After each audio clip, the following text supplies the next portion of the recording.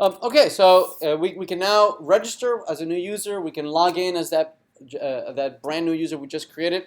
Let's now see if we can unregister, right? Just remove ourselves from the database.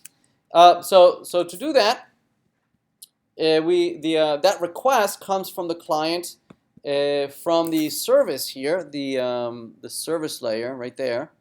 That comes in as a delete, right? And that delete currently is implemented. It extracts the ID from the parameter, path parameter, and then finds a user in that array, and then it splices that user from that array, right? So we're not going to do that. We're not going to look in the array or splice this out. Instead, we're going to use the user model, and hopefully we'll have a delete user function in there that can take as argument the user ID we just read from the parameter, right?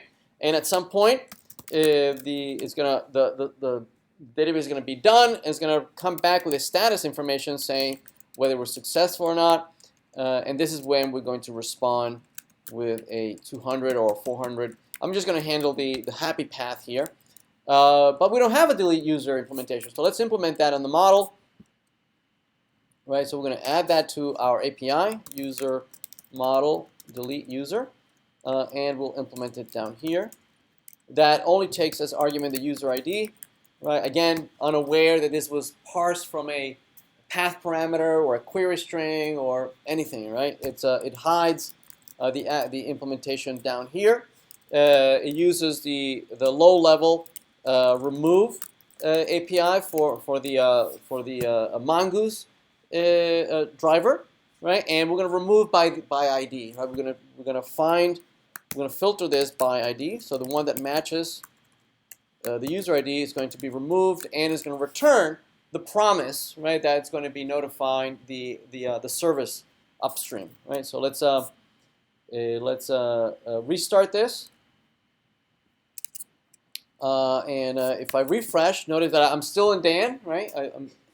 If I log out, I can still log in as Dan, right? Because it's in the database, right? Everything is in the database. But if I unregister, okay, it kicked me out to the login. Presumably we sent out a delete, right? And it came back with a OK, meaning presumably we were able to remove Dan. If we tried to log in as Dan again, right? Dan is no longer in the database. Okay, so we were able to remove Dan from the database. All right. So the next thing would be to maybe register again and be able to what can oh, there we go. Okay. I'd like to be able to update the user's password or first name or last name or email, being able to update, and we'll do that next.